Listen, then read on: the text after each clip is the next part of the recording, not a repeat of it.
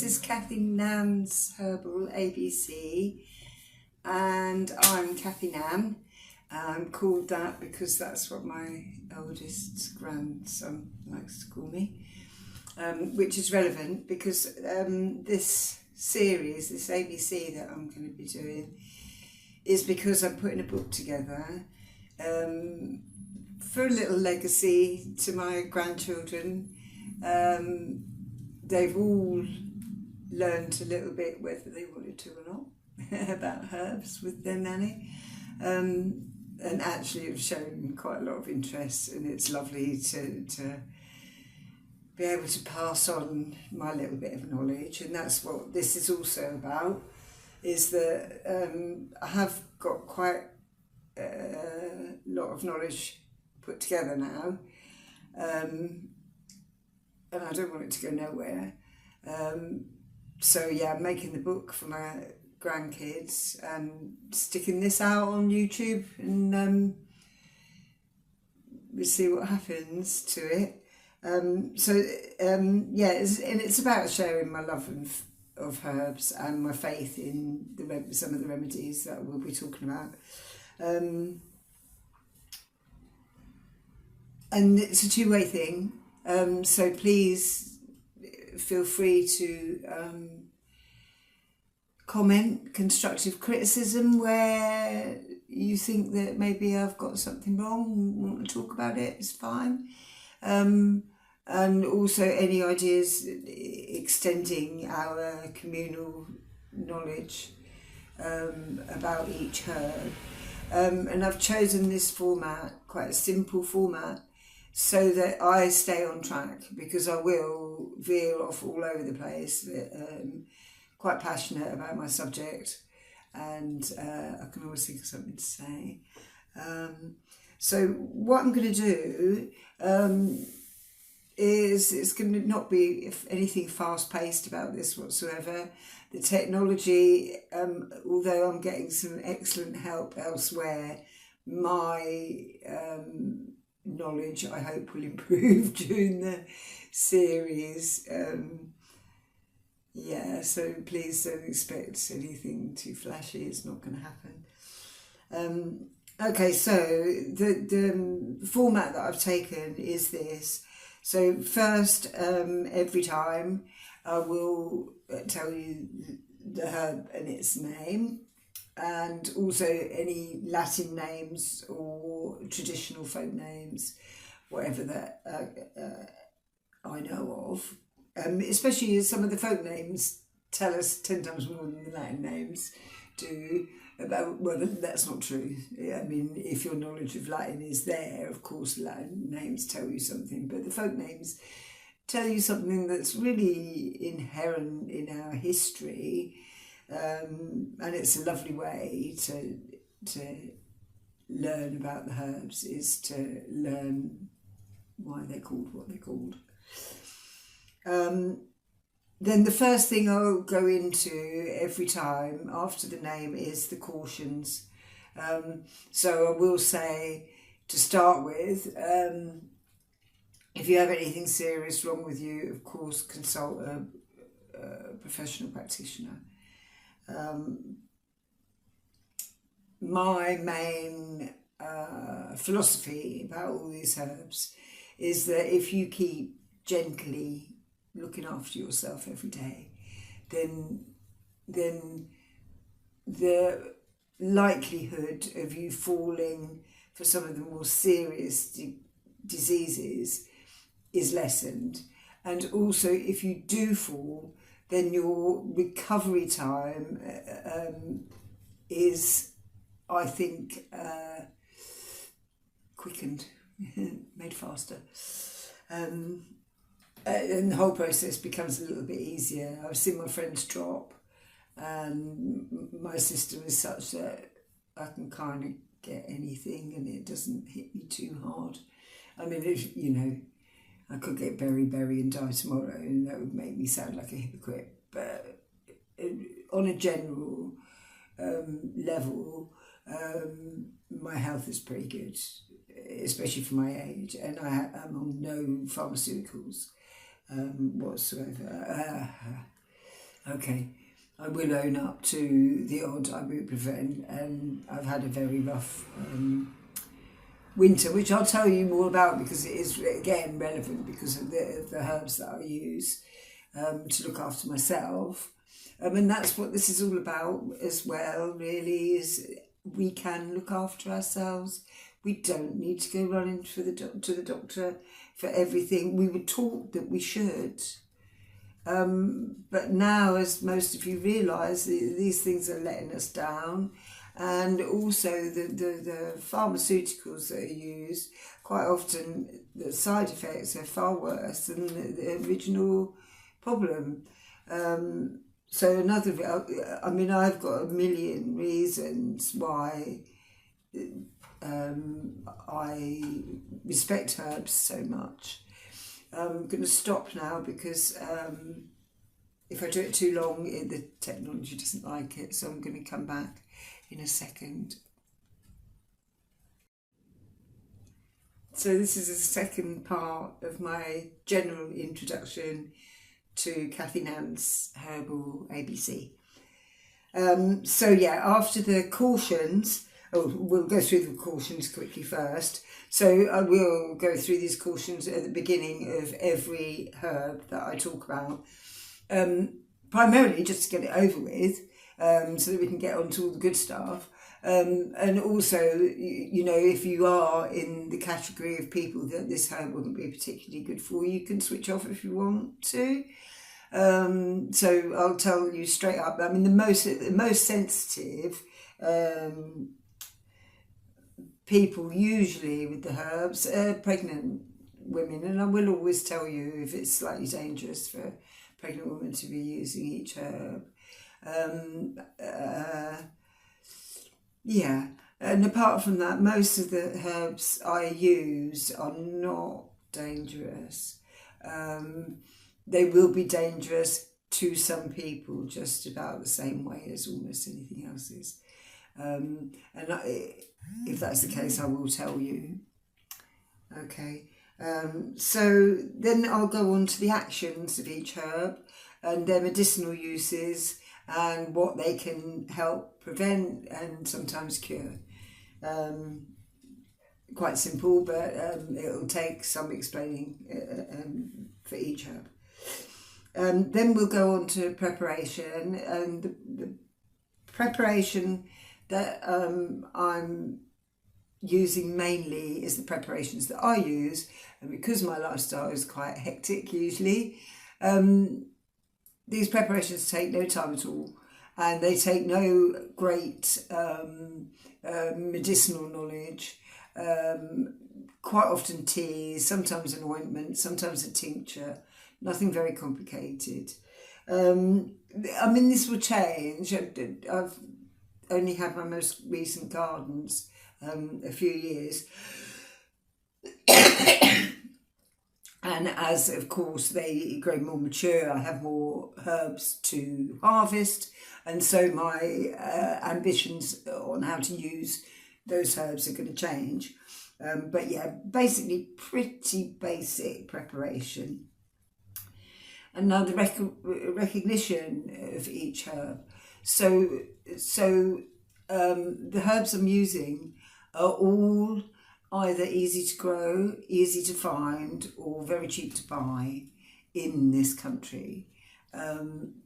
This was my premise when I first started collating 5 years ago. Started to collate the knowledge I got from the course that I did, which covered everything, Ayurvedic and Chinese, which is all wonderful. And I can certainly chat about that sort of thing. But I wanted this first alphabet anyway to be totally about stuff that you can do yourself and that involve very little money. Mainly because I learned about herbs because I was a single mum of 3 kids, because the doctors was a long way away, because I had become disillusioned completely with the pharmaceutical industry, especially in the face of what the treatments they were trying to give me for my children. And that was when I genned up and started looking at alternatives, as did many, many, many, many of us. I certainly wasn't alone. But I've kept at it. And being quite extreme in nature, I wanted to delve into exactly how we could look after ourselves. And I'm kind of spent the rest of my life doing that, really, more or less. So after recognition, which will help you with planting, but also, of course, foraging, we'll go on to how to grow these herbs, most of which I will have some experience of. I've been a gardener quite a lot in my life. And again, most of them are going to be pretty easy to grow because they're largely native plants, because that's my premise in doing this. After that, I go to permaculture. This is a subject that's very dear to my heart, and we will be going into why every plant that we look at is not only good for us, but it's also good for the soil and the environment in general, and the wildlife and the bees and everything. Permaculture is very important to me, and it's going to be an interesting little section of this series, I think. Then I'm going to go into the phytochemicals, and I will stutter and stammer because it's all the science, and I do know this stuff, but it nevertheless trips me up quite a lot. Just so that you know which constituents of each herb is the active constituents that are going to cause an effect. After that, I go to the magic, the folklore of the plants. We have to respect the fact that these plants have been around for a long, long while, and people all over the world have got very similar, actually, stories about each herb. So we'll talk a little bit about that. And then we'll go in, at the very end, we'll go in and do a little tarot spread for the influence which each herb. Now, I started learning my herbalism from culpepper, and I would thoroughly recommend anybody who wants to study herbs to look at him. And he was very knowledgeable about the astrology of the herbs, which planet ruled which herb and that sort of thing. So I'll be going into that. And as I say, the tarot. So that's it. So that's what my Cathynan's Herbal ABC's basically going to look like.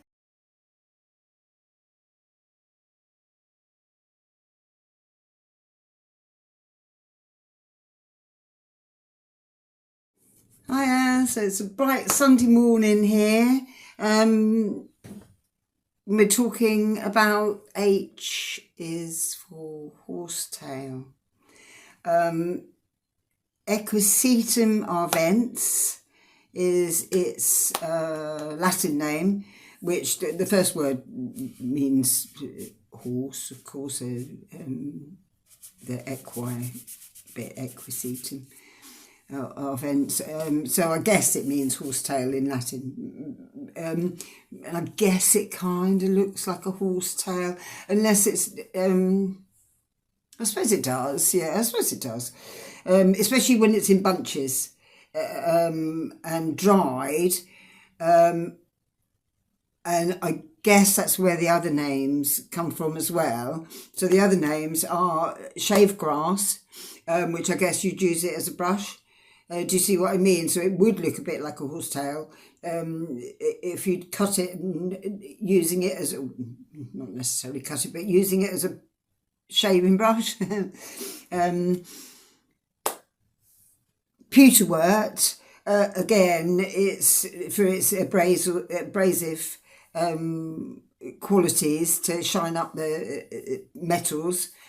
And Nature's Hoover, again, it's a brush and a bottle brush. So I suppose it has, horsetail makes sense like that. So I'm going to go into the what you should be aware of now. So it's important to stagger your medical treatments of horsetail. If you do it for 3 weeks or a month, then give yourself a week off to stop getting strain on your kidneys. If you're foraging, be aware that horsetail can cause skin irritation, so it might be a good idea to wear gloves.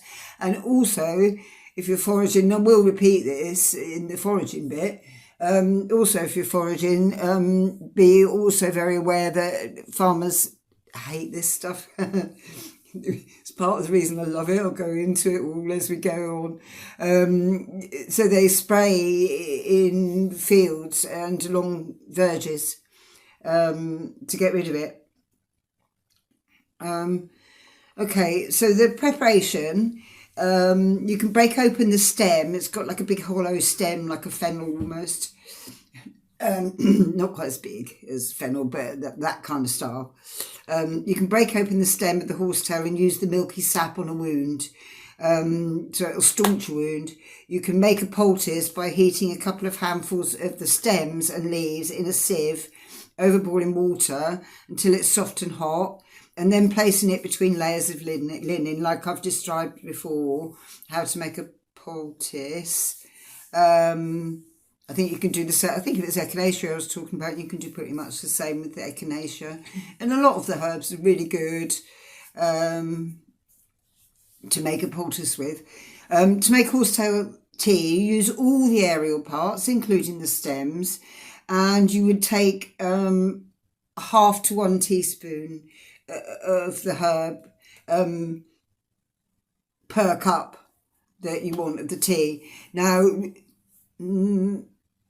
many people might not agree with me, but I'm quite happy to make a big old pot full of something that I need and let it cool down and drink it cold as well. You know, keep a bottle in the fridge for the next couple of days.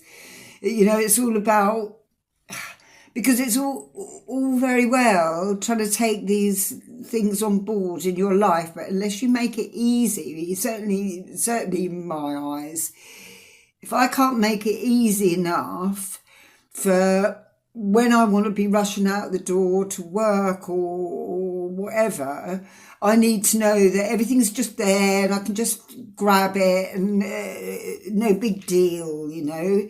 And I'm trying to put that over with the preparation of these things, that it can be that simple. It might not be the best recipe you're ever going to get. You know, you can do that too. There's nothing stopping you doing that too. All sorts of things. And horsetail actually is quite nice to nibble on as you walk through the countryside, as long as you've made sure that they haven't sprayed in the fields and verges. I mean, it's best if one of your mates has got. I'm going into foraging now, so I'm going to repeat myself later.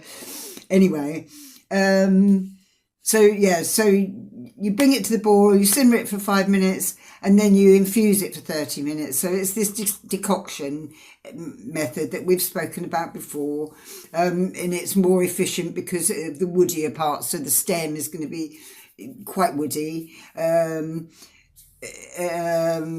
it's better than an infusion, getting all the stuff out, all the good properties out of the horsetail. The dosage is 1/2 to 1 cup of cold tea, and this dosage can be continued for a month and then stopped for a week, again to allow your kidneys to recover. You're not drinking gallons of this stuff. You're drinking 1/2 to 1 cup a day, and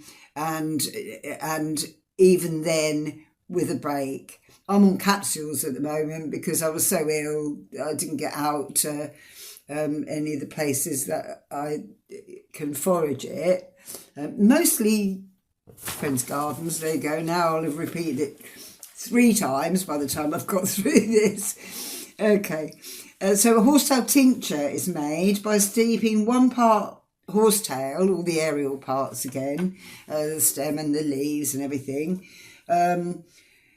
to 5 parts of 25% alcohol. Now, I've never used 25% alcohol. I'm not entirely sure what that looks like, what would be a good way to do that. So if anybody knows this stuff, I would be more than happy to hear from you. And I really would like some feedback on what bits you're finding interesting, what bits you fall asleep to, so that I can tailor it a little bit. You know, I'm on a learning process here as well. I don't want to just be talking at you. I want this to be as far as you can. You know, you could go on my Facebook page and leave me a little voice message. Cathynan Herbal ABC, or the same on Facebook, or comment on here or whatever. But yeah, please with the feedback. You know, I need to know. So yeah, there's 25% alcohol. I'm not sure about.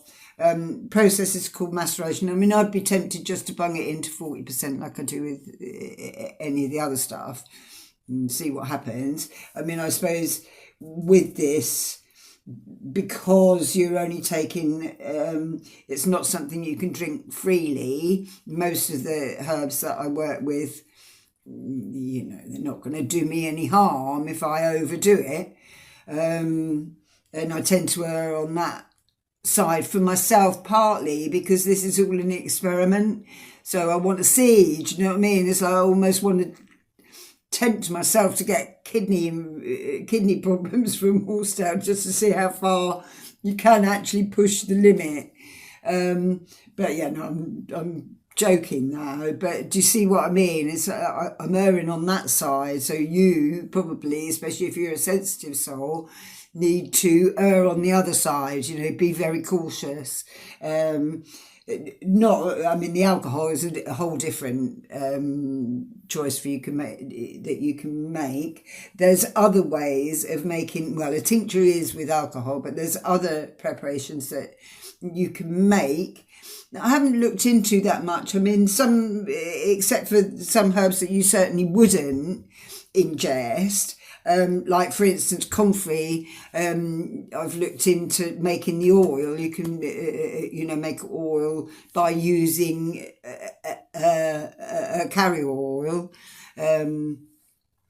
Yeah, so there's different ways of using these things, but this one with Horsetail, they're saying 25% alcohol, macerate it. We talked about maceration for only 2 weeks, this one, in shaking it daily. So it's totally different kettle of fish to any other tincture that not that I've made thousands of tinctures, but I've made a few, and it's totally different kettle of fish, this Horsetail. So I will look into it, and I will have a go at making it when I get any amount of Horsetail.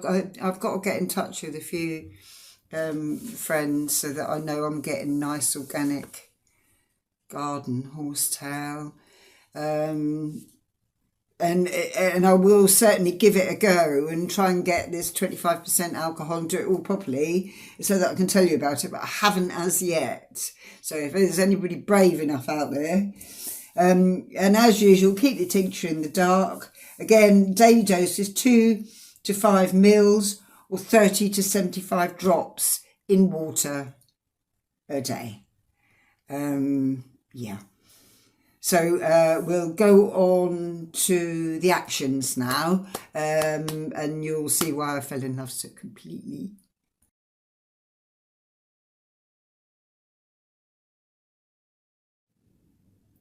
If I'm sounding really rushed, I've had a really busy week and I've got a really busy day. It's all good, but I'm kind of like up mode, and I haven't even had my cup of tea yet today.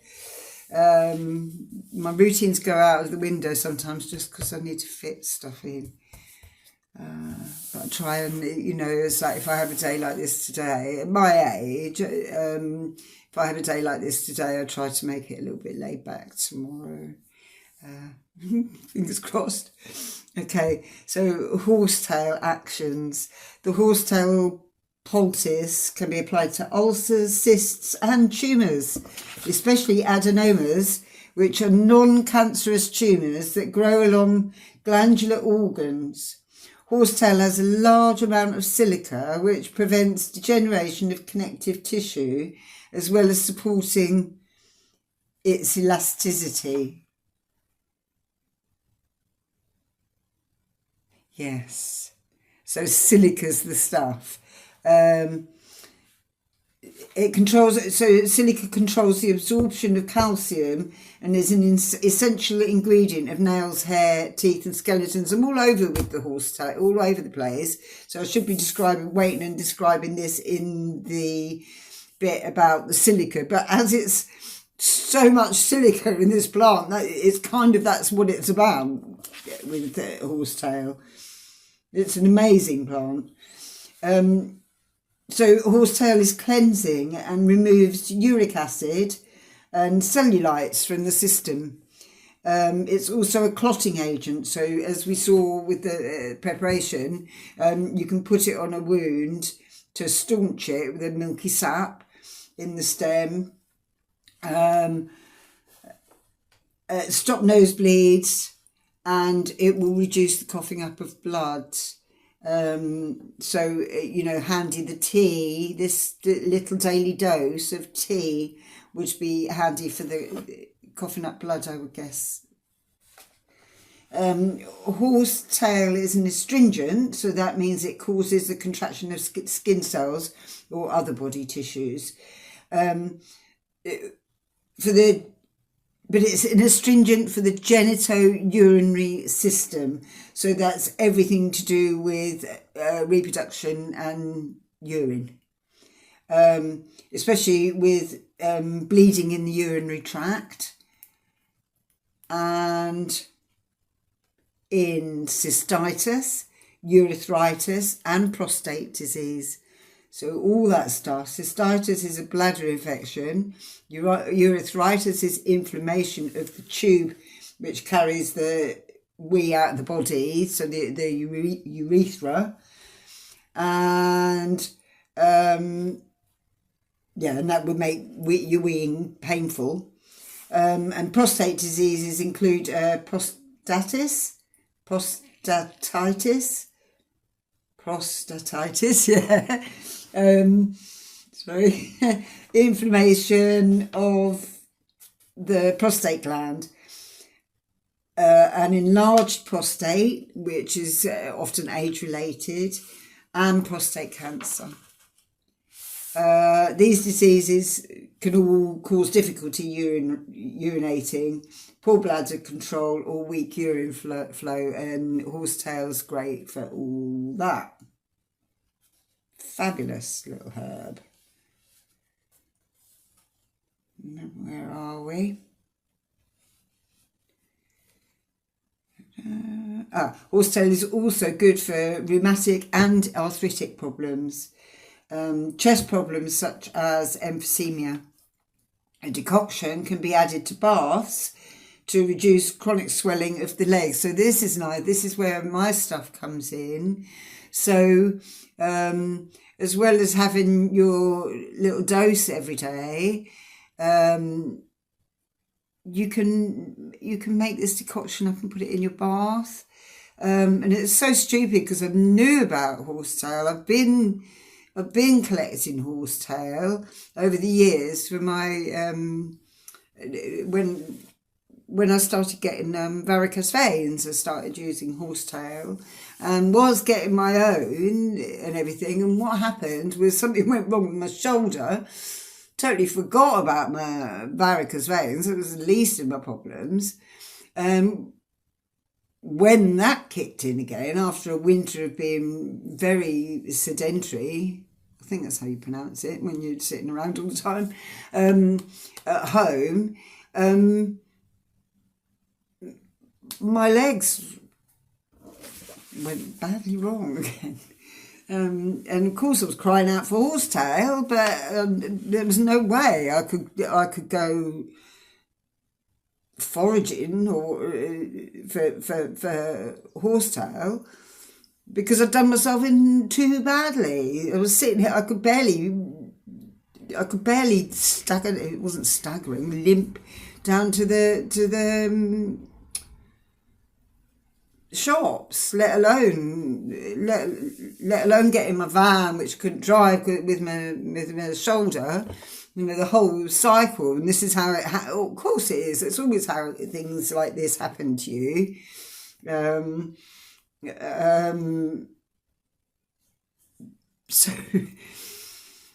I'm going to try and get I mean, it's okay, but it's expensive getting capsules, and I could kick myself with my poorly horse legs.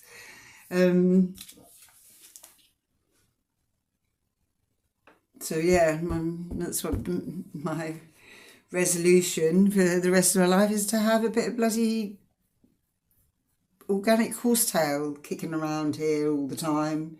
It's not hard. I've got a little bit dried out, but I'm not entirely sure it's organic. I've got it just on the roadside near my friends, and it is like a really country roadside, but farmers, you know, we don't know. If I get desperate enough, I'll make that decision. It's not a very nice decision to make. I'd rather have the organic stuff. So, and I've had friends offer and not took them up on it because of this, that, and the other happening. We're all too busy, really, and I was under the illusion that it was going to stop when I retired. Doesn't seem to have done. Okay, so yeah, good for chest problems such as emphysema, chronic swelling in the legs.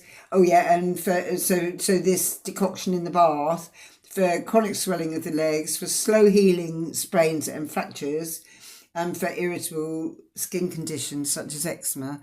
So it would have, because the other thing I'm putting in my bath at the moment is oat bran. So the horsetail would have done me the world of good. Lesson learned, hopefully, hey. Coming back with Recognise.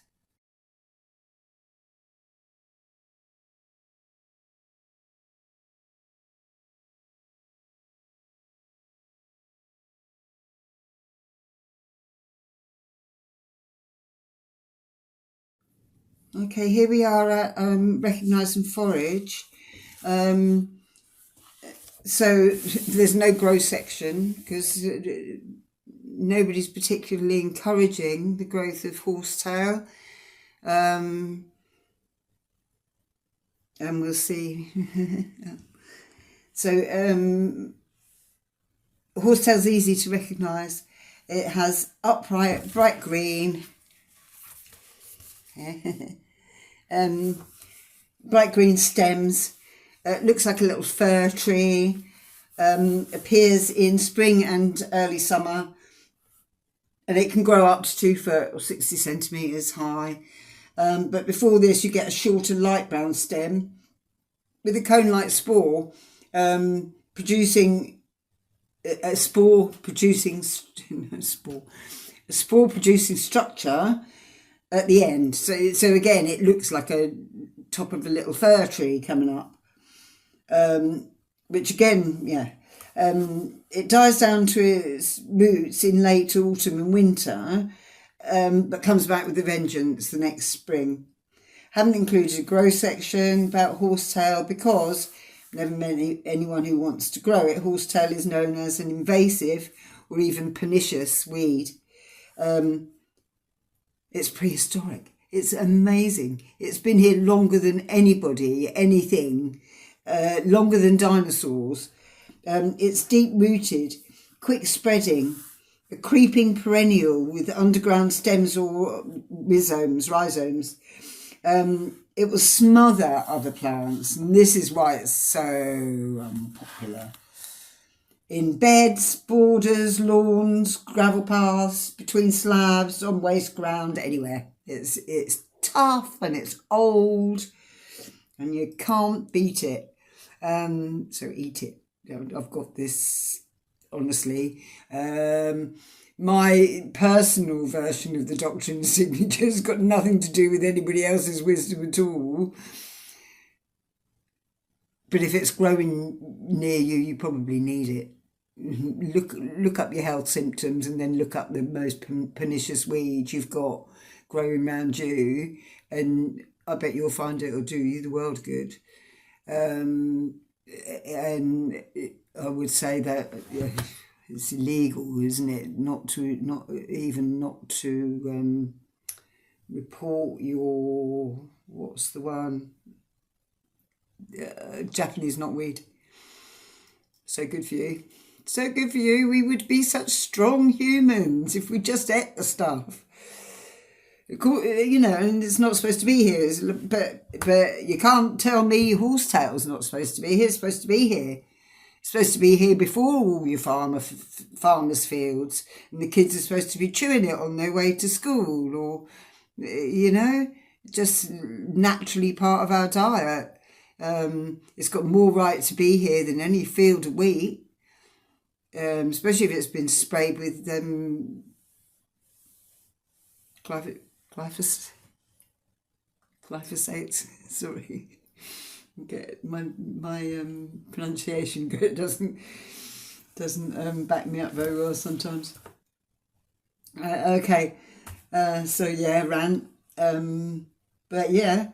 And for this reason, most people would be more than happy for you to go in their garden and go, yeah, all right, Cathynan, get out the garden and take all my weeds away. Yeah, of course. But yeah, no, give us a shout, guys, because I'm your girl. I'll come and get your horsetail. In a domestic setting, I'm not offering to clear anybody's field single-handedly. So yeah, again, be very careful because they love to spray it. The permaculture section, I haven't even written yet. It's not an awful lot. So I'm going to skimp on the permaculture this week and come back with a bit more next week, when hopefully I'll have had a little bit more time. Sorry, guys, but there's not an awful lot to say anyway, in my defence. Not an awful lot to say anyway, partly because everybody wants rid. But it is a natural fungicide. And so, as such, it treats mildew and mint rust and black spot on roses. So there's another little use for this so-called pernicious. How dare you call it pernicious? It's just wonderful. Pernicious sounds so awful. It's got such a horrible connotation. I won't accept it. Okay, so I'm coming back with phytochemicals.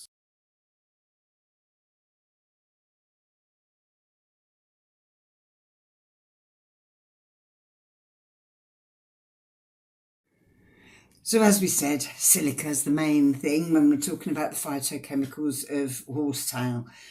If you were to burn the ashes, the ashes would contain 70% of silica, silicic acid and silicates. Now, these three, I know that silica and silicates kind of near enough mean the same thing, and silicic acid is something slightly different. And that's as much as I need to know. I've read more, but I don't need to retain that. And I don't particularly need to pass it on. You don't need to know that.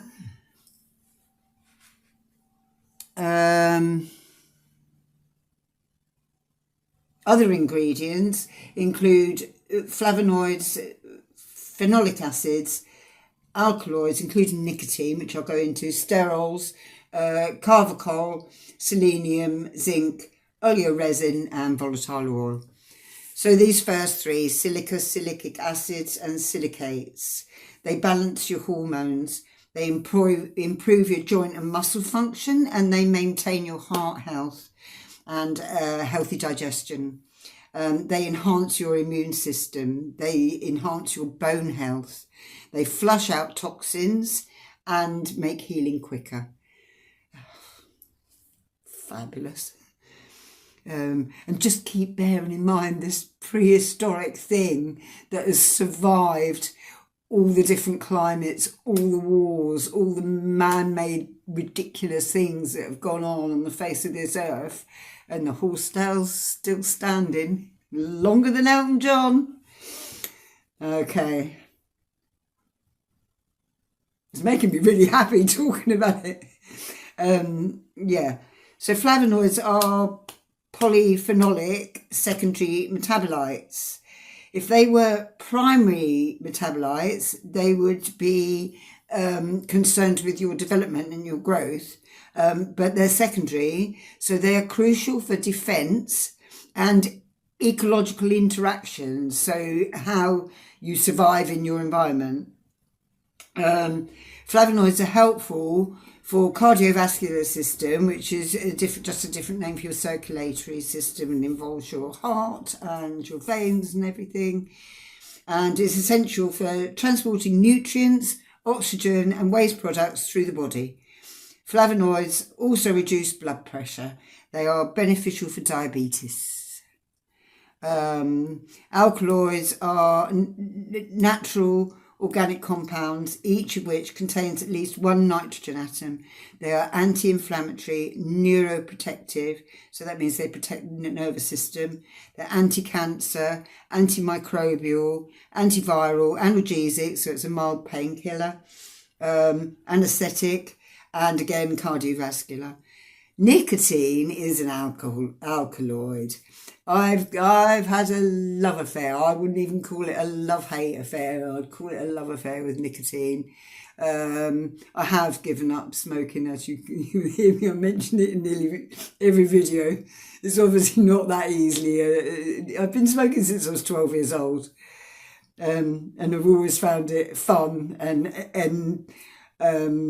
good for me in a way that's quite hard to describe, but this kind of articulates it a little bit for me. So, and they do use, they use foul fags in some of these religious ceremonies, but traditionally they would of course used the plant, and I think quite often quite a lot of the things that are deemed so terrible for us, nothing to do with the plant itself, it's to do with the production and what they put in before we get it. And tobacco is one of the few things that quite often is cheaper than, most of the organic things you buy, you seem to be paying for lack of ingredients. You pay more for less ingredients, which is a bit topsy-turvy, or should be a bit topsy-turvy. But for a long while, the organic, I will plug it, organic tobacco Pueblo that I was smoking was actually cheaper than the standard rubbish ones full of really horrible stuff. And almost instantly, when I turned to organic tobacco, it lifted that heaviness that you feel in your chest as a smoker. And I think that also made my transition away from tobacco completely easier as well, because it didn't have to lift all that stuff off, and it's got nothing to do. I'm pretty convinced that I'm talking about this was a 10-year experiment on my part. I started off smoking number 6 as a 12-year-old. And my dad had a tobacconist, so it was really easy to get fags. And my mum was elegant with her fag. And I'll tell you all this 100 times just because I think it's quite... I see 12-year-olds now with vapes, and everybody somehow seems to think that's better, and it's not. Anyway, sorry, tobacco companies. Well, no, organic tobacco. I haven't tried to grow tobacco. I think it's quite a process, but I am weaning myself hopefully onto mullein, which seems to grow quite plentifully, and we'll get onto mullein when we get to M. So yeah, it's an alkaloid. Despite its current bad rap, it has some very beneficial qualities. It's a stimulant. Coffee and a fag will get you everywhere, and you know that. It's an anxiolytic, so it decreases your anxiety. And yeah, I have to take that into consideration as well when I'm feeling anxious these days. Nicotine increases neurotransmitters, which is your nerve endings. Don't know whether that's a good thing or not. It's antidepressant. It can treat schizophrenia. This is known stuff. This is not woo-woo talk. This is known science. And it can manage ADHD. So maybe that fag I had behind the churchyard wall and got chased by the vicar was actually quite good for me. Maybe it's just what I needed at the time. Because I was stuck in a classroom like every kid has been down through the ages. Of course we're all ADHD. It's ridiculous. You're supposed to sit there and look at one bloke rambling on for hours and hours and hours and hours. You can't turn him off. I mean, I know I'm rambling on, but you can turn me off and go and get a cup of tea. It's fine. You can't do that when you're a school kid. And for someone with a brain like mine, there's 15,000 million things that I can think of to do to be creative about making my time in the classroom more fun. justifying being the bad kid in the class. And I was bored. I was bored senseless. I could do everything that was asked of me standing on my head and blindfolded. Not, and I'm not a particularly clever person.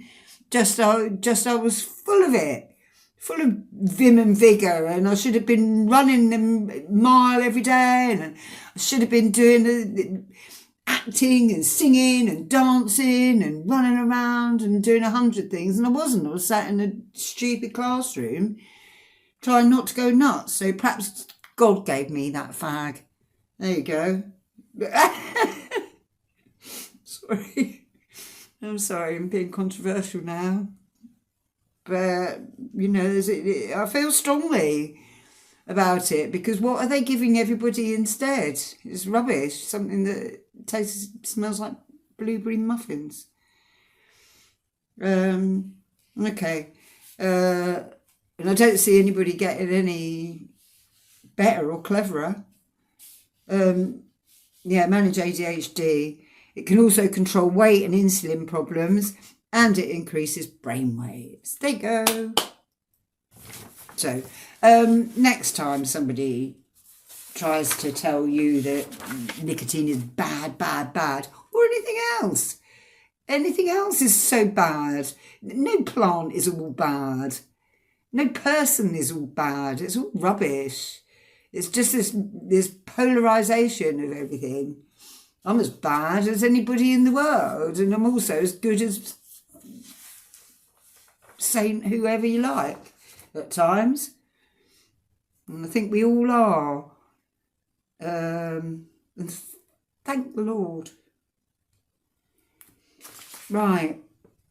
So, sterols are unsaturated steroid alcohols, usually waxy solids. I'm going to have to stop. Sorry, I've just been running on too much. I'll come back. Okay, yes, sterols. We're on sterols. I'll try and keep it neat and sweet now. I'm trying to hurry and end up spending twice as long as I go off on tangents. Sterols are unsaturated steroid alcohols, usually waxy solids. They are antioxidant and anti-inflammatory. They inhibit cancer cells and repair skin barriers, soothing the skin. Carvacol is a monoterpenoid phenol which smells like oregano. It is antioxidant, protects the liver. It's antimicrobial and anti-inflammatory. Zinc is a chemical element found in spinach, avocado, pumpkin seeds and hemp seeds. It's beneficial for many things, but crucial for immunity. It reduces, I think most people know the benefits of zinc these days. It reduces oxidative stress, which is an imbalance between free radicals and antioxidants. So you're talking about cancer there. It can prevent or treat diarrhea. It heals wounds and prevents age-related macular degeneration. So that's the degeneration of your middle vision. It's most beneficial for male sexual health, and also for skin conditions and osteoporosis, and bone health.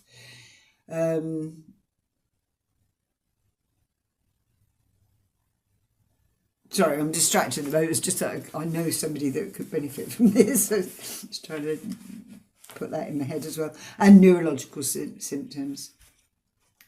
So selenium is a chemical element with varying physical appearances.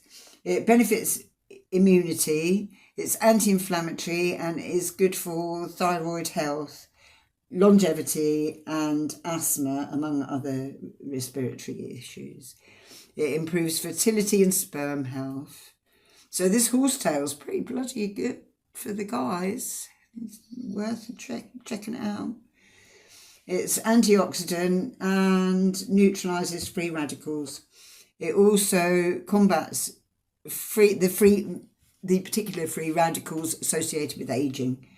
So, good for everyone, really. And perhaps that's why I've come to it. Again, it's like life. The more you deal with herbs, the more life will just throw them in your path when you need them. It's fabulous, and you don't understand that until you're doing it yourself. It improves mental health and moods. It prevents cognitive decline. It also prevents cartilage deterioration. See, this is another thing. I'm spending money. I'm taking lion's mane mushroom.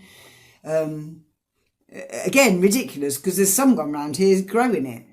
I know they are, but that's not enough. There's a few of us onto this lion's mane mushroom for your cognitive decline. And we're all, my generation especially, going to be pretty prone to.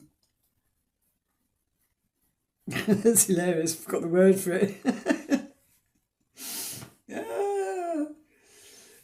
Cognitive decline, senility, when you're older, dementia.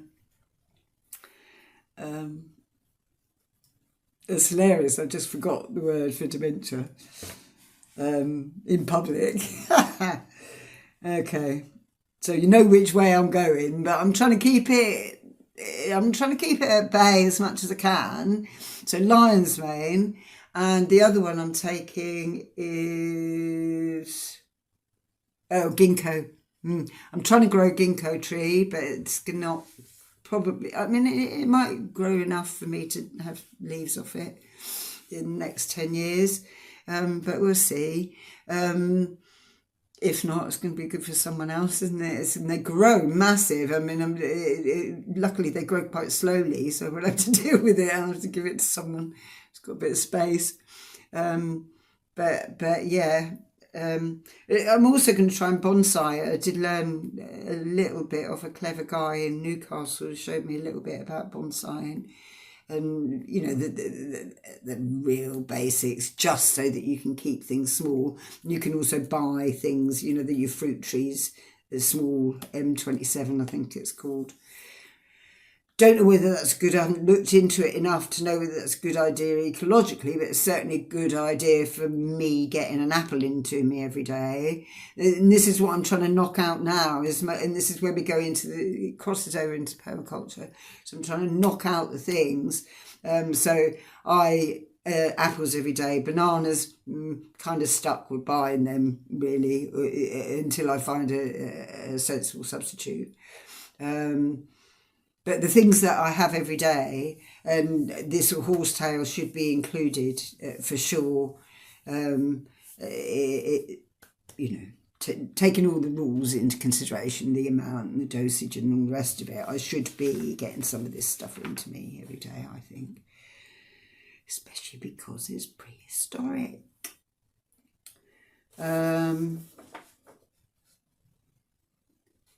So where are we?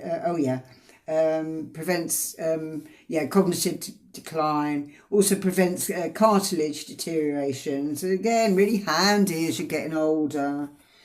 It's helpful to the heart and reduces blood clots, and selenium reduces hair loss and otherwise improves the hair, as does horsetails. That's one of the things it's really famous for, is helping your skin and your hair.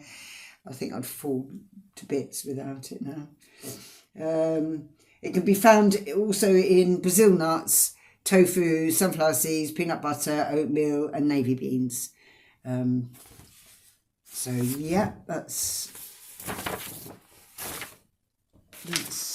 selenium. And this is oleoresins, are semi-solid extracts composed of resin and essential fatty oil. For example, the oleoresin of conifers is known as crude or gum turpentine. So it's that thick resinous oil that comes out of the plant. They're generally, oleoresins are antioxidant, therapeutic and preservative. So these are the main properties of all oleoresins.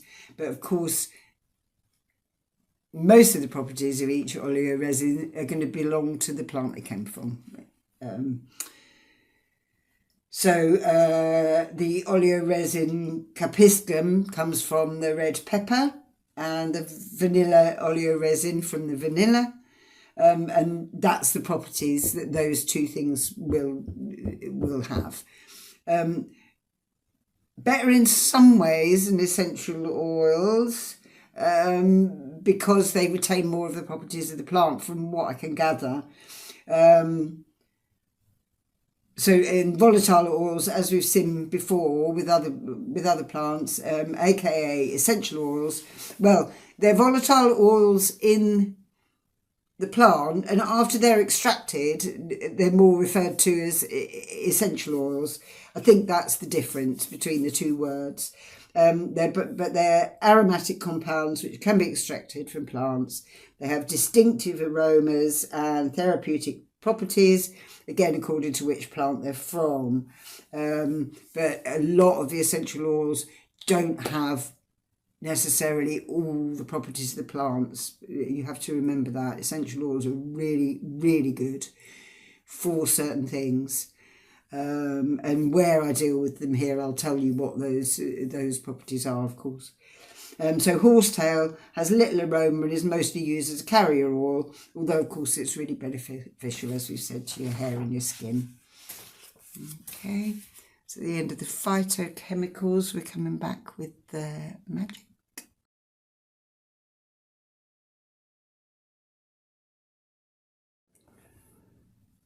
So, the total magic, that is horsetail. It's ruled by Saturn, and this is suitable because Saturn, so I think Saturn is the Roman and Cronus is the Greek. And of course, Cronus is the word for time. And this horsetail embodies time. It's been here forever. It's so prehistoric, and it used to be massive trees, the ones we've got now, and maybe one day they'll grow again into massive. I would like to see it, these massive trees. So horsetail still used by metal and precious stone crafters as a fine sandpaper, this abrasive quality that we talked about earlier, and has long been popularly valued for giving magical strength to weapons and armour. So you'd shine up your armour and your weapons with your horsetail, which would also imbue the weapons with this strength, magical strength. Horsetail is known to strengthen, resolve, and define boundaries. So mentally as well. Can you see how powerful, how truly powerful? You know, people talk about this, that, and the other with power and magic, and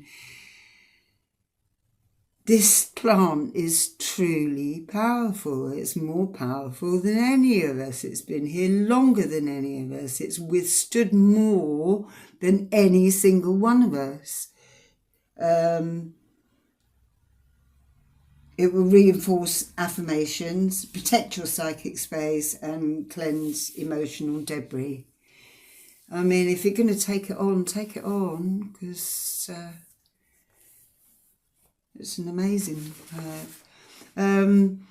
I've got a lovely description of horsetail, but I'm going to wait until we actually do the tarot to tell you that. But in the meantime, I'll tell you what it says in my herbal tarot that I always use. And again, I'll show you the box for that and everything in the tarot. So the Five of Cups represents a preoccupation with loss at the expense of true assets.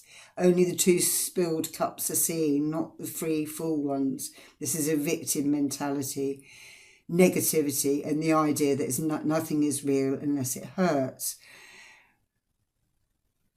Horsetail tells you different. Horsetail tells you can survive anything. You really can. Look at what people do survive, you know, and I think in our level of comfort in this Western world, we forget what people are taking for granted in different climates. And I'm not wishing a horrible life on anybody. What I'm wishing is that we understand our power and our strength, and that actually all this mosquito-like little nonsense that they parade in front of us should not weaken our resolve. You know, every little microaggression that can knock you here, there and everywhere, all the politics, all the nonsense, all the absolute nonsense that you're presented with in the daily life of almost anybody. Worldwide now, it's not just West, it's, you know, this culture is quite pervasive. And there stands the horsetail, and it's mowed down and vilified by farmers and all the rest of it, and still it's stood there, and still it's giving us its goodness, its generosity as well. It's a bit like the dandelion, you know, keep mowing dandelions, keep mowing them down and they keep coming back.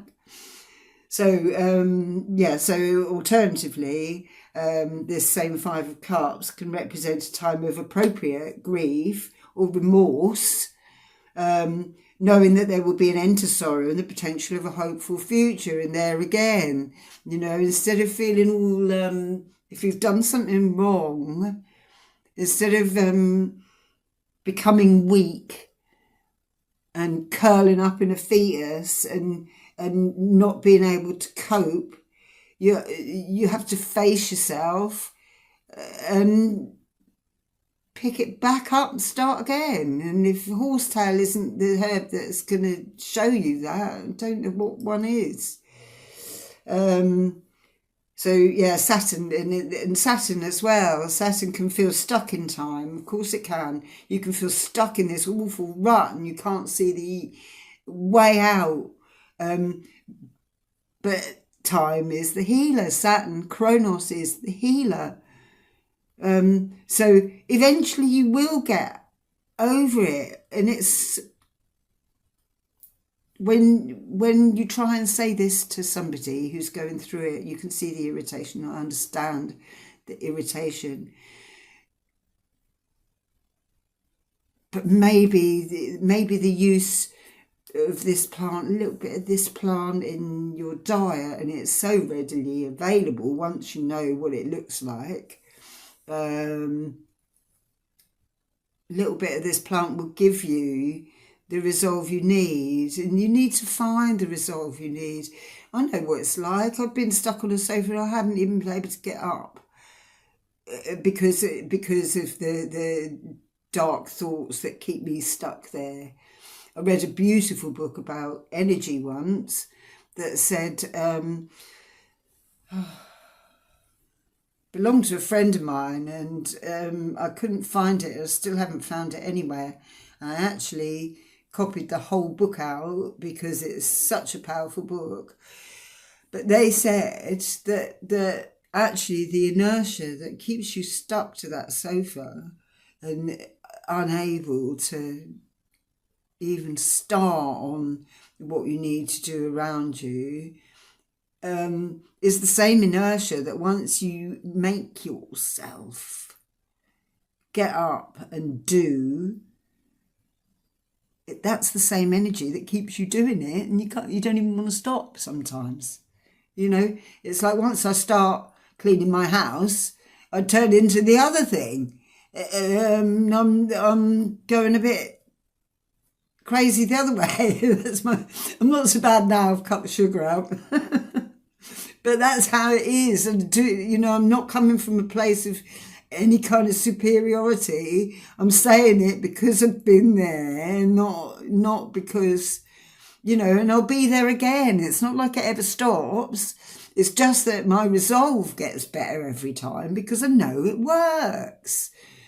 Because I know if I get up and just stand out in the bloody sunshine, or go and do a bit of gardening, or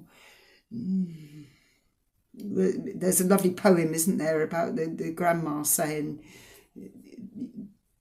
channel your sorrow through your hands when you get up and everything's gone wrong. Anyway, next for the tarot.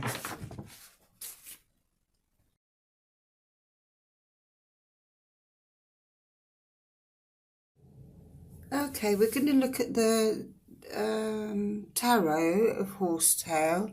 So first of all, we've got this Five of Cups, which I've described already.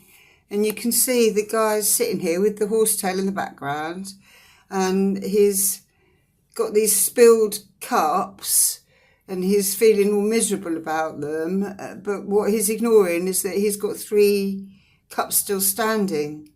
And in some decks, those 3 cups would be behind him. So he'd be looking at these 2 spilled cups going, woe is me, and all the rest of it.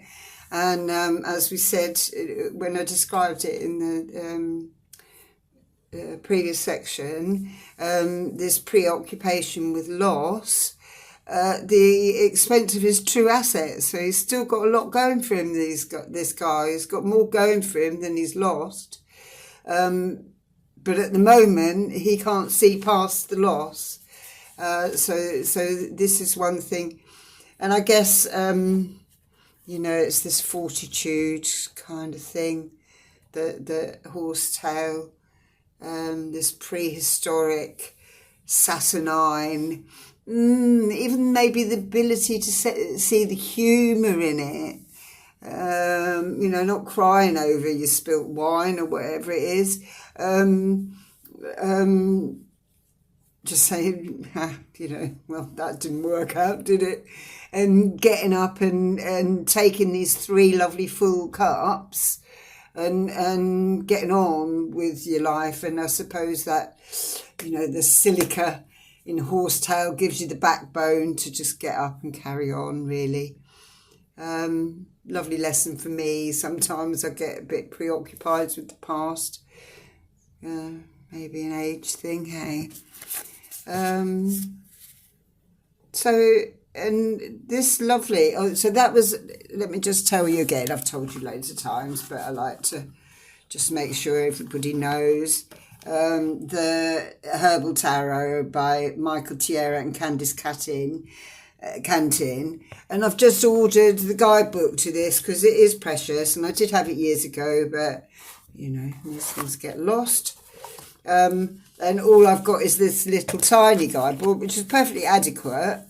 But as I'm studying them a little bit more, you know, the astrology and the tarot with the herbs. I'd quite like to have the more comprehensive guidebook, and it's a nice book as well. It's just a nice book now and then.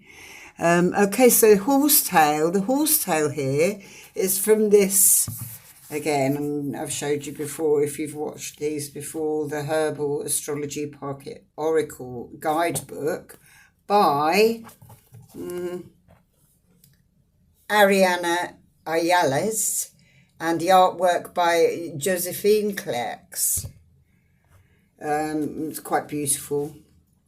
And the Horsetail in here is all about patience and endurance and steady focus, period of gestation, trust the process, heightened sensitivity. So again, it's a Saturn herb. So it's all about this longevity, and it can also, according to this book, can also be a Venus herb. So Venus is about what you attract towards you, and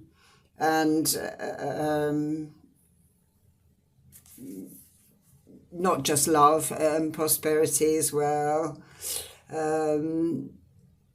Yeah, so Saturn embodied in both of these. You know, this can be the healing. You know, he's going to get over this in time, and if he can keep that in his head, you know, I'm going to get over this, then he can go back to his real assets and not worry about the loss so much. And this one too with the patience. Patience is a very Saturnine thing. As we said, Saturn's the other, Kronos is another word for Saturn. I think Saturn was the Roman god and Kronos was the Greek. And Kronos, of course, is time, you know, things are chronological. Okay, so it says here, whenever you cross paths with a horsetail, I'm lisping, sorry. Whenever you cross paths with a horsetail, you are looking at a member of the sole surviving genus of a once great lineage. Prehistoric horsetail is said to have been giant compared to the remaining species that exist today. And we said it was like a tree, and so this prehistoric horsetail is more like tree-like. This primitive plant is a descendant of large trees from the Paleozoic era, about 375 to 600 million years ago.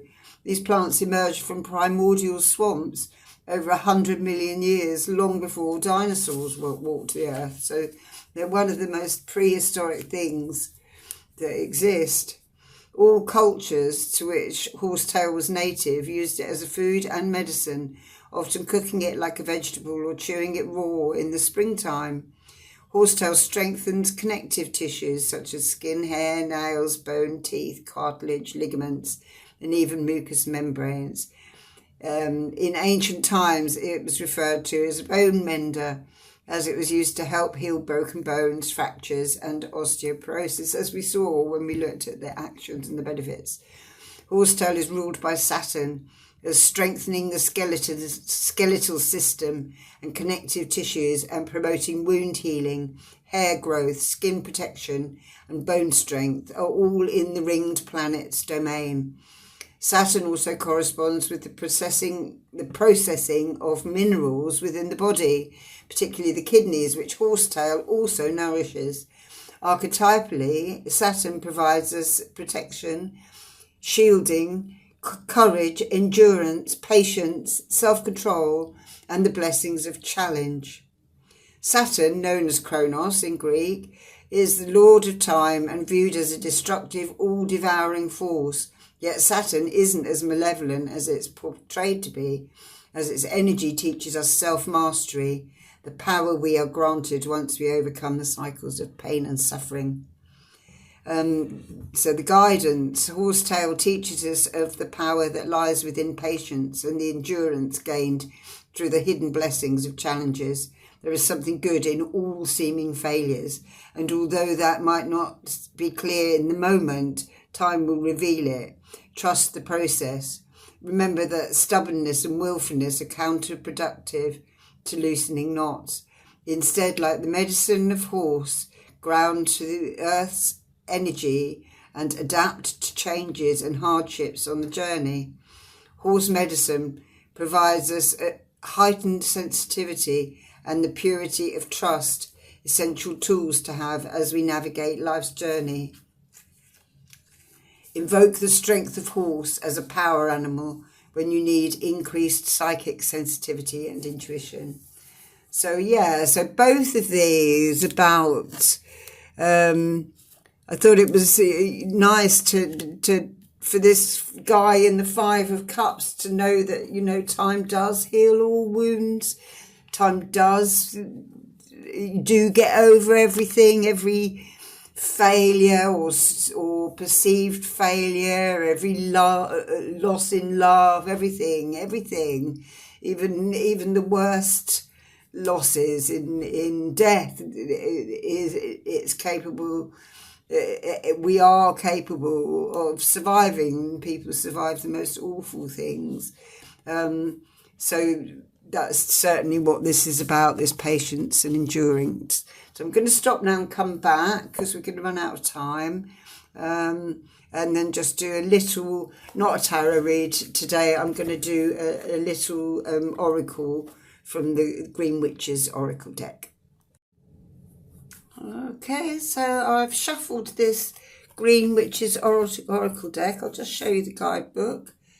Again, very beautiful. This one's by Erin Murphy Hiscock, and she's the author of The Green Witch, and it's illustrated by Sarah Richard. Some really nice pictures, very kind of quaint, really. You can see like an old-fashioned kitchen, cute animals, cutesy.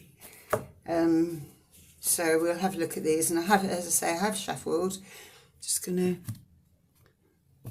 divide them up and put them back together again. And we'll see what comes out for this idea of Saturn and maybe a little bit of Venus as well. I must say I see the Saturn element much clearer than the Venus, but you know, maybe this will tell me something different. This prehistoric, this amazing plant that survived all these years. You know, if that's not a proof that we can always pick ourselves up and start again, nothing is really. Maybe they'll grow to their original majestic height again one day. You never know. Nothing coming out so far. I'll try 3 more times. Oh, there's too many. Got a whole pile on the floor. I'm not going to read all them, but actually half of them, maybe I will have a look. Half of them didn't show, but half of them did. So we'll have a look. Oh, there's only 3. Yeah, okay, I'll read these. I'm going to take them in the order I find them. So we've got the moth to start with. This is about mystery, concealment and illusion. So a little bit high priestess-ish, I suppose, like what we don't know. Or moon, a bit moonish as well. As, I'm doing this on the last full moon of the year, and it's been a really big year for full moons and big feelings. It's one of mine as well, so I'm quite wary. I'm trying to be quite matter of fact today, because yeah, it's full moon in Taurus, and yeah, I'm sure we've all had a bit of a year of it. And it's times. I mean, Pluto is moving on Tuesday. So this I'm talking about when I'm talking now is the Saturday, and this Tuesday the 18th of November, Pluto moves into Aquarius, and that's the first time that this has happened for 250 years. So no one alive now knows what this feels like. And it was quite a time. It was quite a mad time. Last time Pluto was in Aquarius was the French Revolution. There was like an overthrow of intellectuality, and this time it's going to be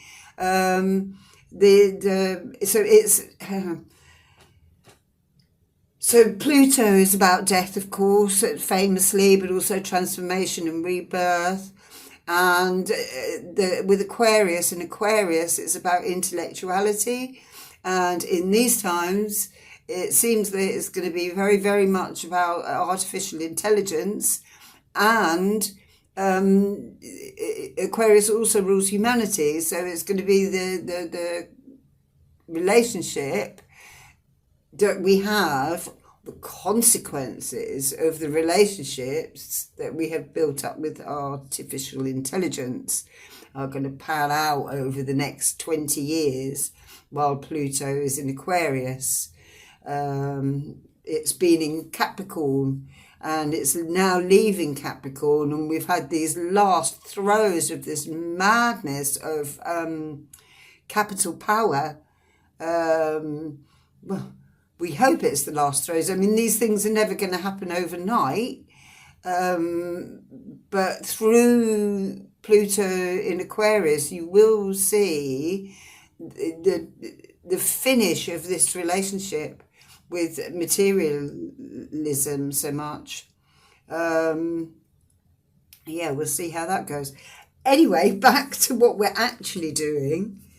So that was the moth. The second card I've got out here is tend. This is nice. This is maintenance, encouragement and guidance. So remember, we're talking about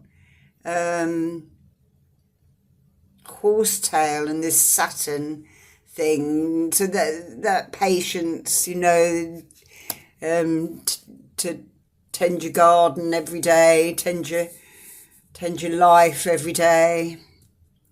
In quite the longevity of it all. That makes sense to me with Saturn and Horsetail.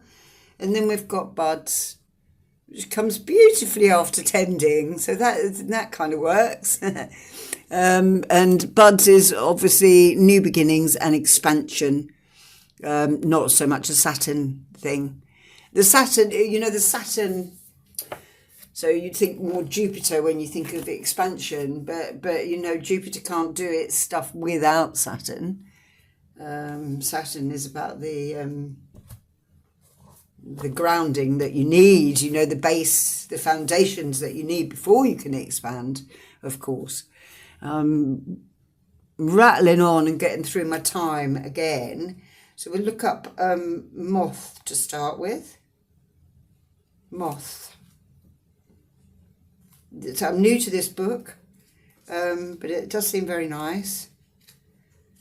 So I'm just going to read through, and as I say, I'm keeping it quite matter of fact. So mystery, concealment and illusion. While some species of moths are diurnal, we tend to associate moths with the night. Moths are beautiful night pollinators doing important work under the cover of darkness. Moths are often compelled to seek out the light, even though it may endanger them. Moths, like butterflies, often have markings that disguise them, tricking predators into assuming they're something other than what they truly are. This illusion serves as protection. The moth card tells you that perhaps something around you isn't what it seems. Look for the truth and follow the light, but don't let yourself be blinded. Maybe something in your life that needs illumination in order for you to take control. It's about what you need to see more clearly. I mean, maybe Horsetail protects itself in that way and looks a bit like a tree, so that the animals aren't quite so quick to chomp at it. And I don't think it's poisonous to horses. It's not like ragwort. But, you know, it has got this spirit of the horse.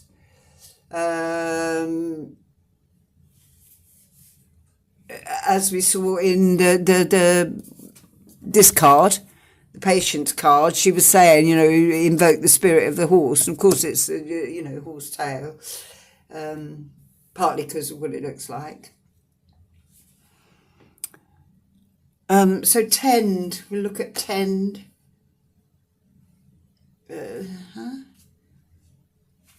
So tend, maintenance, encouragement and guidance. Tending your garden is an important step in creating a thriving ecosystem. Maintaining a garden means weeding, snipping away dead flowers and leaves, fertilising and pinching back over the growth to redirect energy. It's a cooperative experience. The Tend Guard is a reminder that you too deserve maintenance.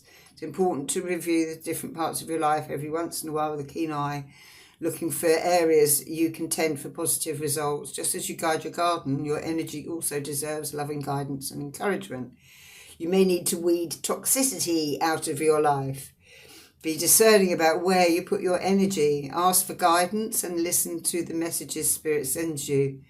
And the reflection is what areas of your life need support and what areas are threatened by toxicity. I will say is, you know, it's such a weed. Horsetail, it's so famous as a weed. And as I said before, in order to look after yourself, you could be going round to your neighbours and going, oh, look, you've got a horsetail in your garden. They'll go, yeah, it comes back every year. Moan about it like crazy. And you can go, oh, I'll get rid of that for you. And of course, tell them, in case they want to partake of this strengthening, makes me feel, I love the fact that I'm taking horsetail. It makes me feel prehistoric. It makes me feel eternal. It's wonderful. Okay, going to have to come back again because we've gone over time. Okay, so this is the third video about the tarot today. I was trying to be quick today, but it's not happened. And we've got the buds and the experience. And as we said before, you can't have this new experience and these new things without the foundation of the old. And how much more of a foundation can you get than horsetail? I think it's really more grounding than grounding herb. It's amazing. It's survived everything, you know, all the ups and downs of nature and what people have done and everything. And still it's here, and still the farmers can't get rid. I totally love it. I'm Sagittarius. Perhaps that's the horse spirit. I'm a Sagittarius, and I like to think that nature rebels and survives everything in the end, including our nature, including human nature. And maybe this is maybe that's what provoked me to talk about this Pluto in Aquarius, you know. My faith that in some form or another we will survive, we do survive. And that's really the triumph of people who have been so badly oppressed through history, including what's happening to the Palestinians now. You listen to any Palestinian kid, Palestinian person, and they're saying free Palestine. You will not win over us. And this horsetail is that spirit. You know, I'll run away, I'll trample you, I'll do whatever in the end to survive. So the card meaning of buds a bud is one of the earliest visual confirmations that the seed you planted is hard at work. Whether a budding leaf or bloom, it's proof that your endeavour is in motion. So far, so good. Buds are tender, delicate things, however, which still need close attention and care. Extreme weather can damage them, as can neglect. The buds card shows that you can interpret the success of this first stage as a positive sign, but don't assume the buds can handle the next stages on their own. Buds represent the first checkpoint in a project. Things are expanding but not complete. Continue to tend and encourage them, as without buds there can be no fruit. Have confidence, excuse me, I've got hiccups. Have confidence. The success of your first stage promises that you could achieve your goal. And reflection is that, are there things in your life that you've left unfinished or abandoned? How can you help complete them? Okay, that's going to finish it for today. Our next one is, we don't have an I in my alphabet, but we have a J, and it is juniper, and we'll come back with juniper next week.